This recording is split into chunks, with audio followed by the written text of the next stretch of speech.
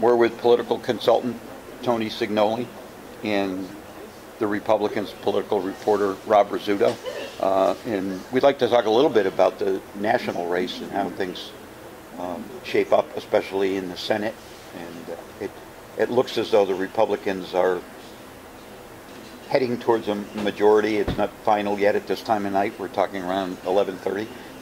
But even Harry Reid is saying that. Yeah. So I guess he's got kind of an inside track.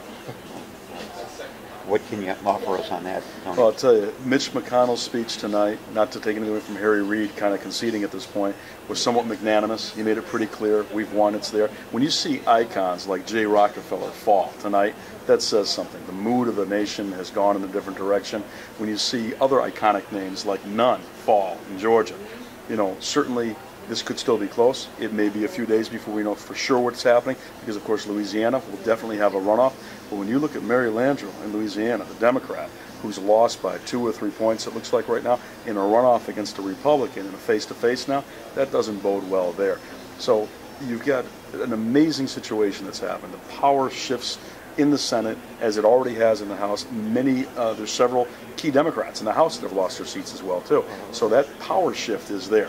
I mean, I'm betting right now that the lights are going to be on in the White House for a long time tonight, figuring out what do they say as ASAP and what are they going to do to try to deal with this. Yeah, I got a posture and kind of set the tone for what lies ahead, because you go from political stagnation, basically, you know, with a Democratic-controlled Senate, Republican-controlled House, Democratic president, to a potentially very contentious couple of years as Obama finishes out his term. Absolutely so. But with the numbers in the Senate, though, it looks like there's just going to be the Republicans are going to put the hat on that the Democrats had, and the Democrats are going to put the hat on that the Republicans had. The Democrats can now be obstructionists, and the Republicans take the role that the Democrats have had, because nobody's really been able to muster that 2/3 majority that it takes to really get things done. See, that's the other piece too. Are there others in the Senate that will look at their own re-elections down the road that come up and start to think, do they have to gauge what's happening in their own state? Could this be happening to them? Do they start to posture now? Is the mood of America such that folks are so angry about stagnation and deadlock and all gridlock that they start to think about this a bit? Harry Reid, I think, is a grand human being, but perhaps not the greatest leader for this kind of a fight right now. He's going to have some real challenges in this, and I think there are probably some in the Democratic Party saying, wow, that early concession by Reid, gosh, you know, I mean, it's just not the kind of fighter that they might be looking at. So I think you might even see some changes there at some point in time, where the Senate itself, the Democrats, start to think about, what do we do about leadership? One thing that you mentioned before about losses, Democratic losses in the House,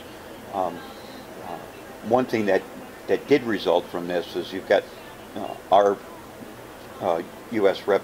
Richie Neal was actually heading up the seniority poll. Absolutely so. Where does he stand now? My understanding is that he is 25th in seniority, and I hope I'm getting this right. He's either 25th in seniority of all the House Democrats, but if I'm understanding it, he may actually be 25th in seniority of the entire United States House. And the only place where, you know, a player like Richie Neal right now is unique because of the fact that you're probably talking about tax reform from the Republicans. He's recognized as a tax expert. A lot of Republicans like Neal, and he's got a strong relationship right now with Boehner and also with Paul Ryan, the chairman of Ways and Means. That could be helpful to us, without a doubt. There's a lot of key Republicans who say that Neal is the kind of guy they can talk to, and they respect him because he does the homework. So Neal he actually goes up in seniority and maybe even in weight because he's able to cross the aisle and have conversations. Very interesting. What about a couple other Massachusetts races here? We're talking about the House. Yeah. The 6th Congressional District. Yeah. Seth Moulton beating Richard Tassay. Yeah. You know, Moulton, obviously the Democrat, you know, defeated John Tierney in the Democratic primary, and now he becomes the congressman-elect. Any surprise there?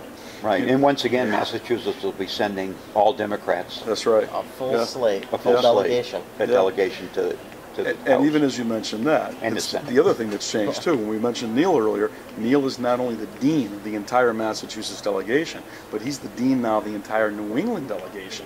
And if Richie, who's kind of a, definitely, I think we'd all say a student of history and politics and whatnot, looks at the role models of Boland, Early, Moakley, and certainly Tip O'Neill, when you've got that deanship, it gives you the opportunity to caucus, move people around, move votes around, to bring things home, hopefully, for Western Massachusetts, and maybe New England, as a block, as a group. He's a smart politician in that way. Good statistician. So sometimes you make lemonade on lemons. Yeah, exactly. And sometimes you win even when you lose. Yeah. Okay.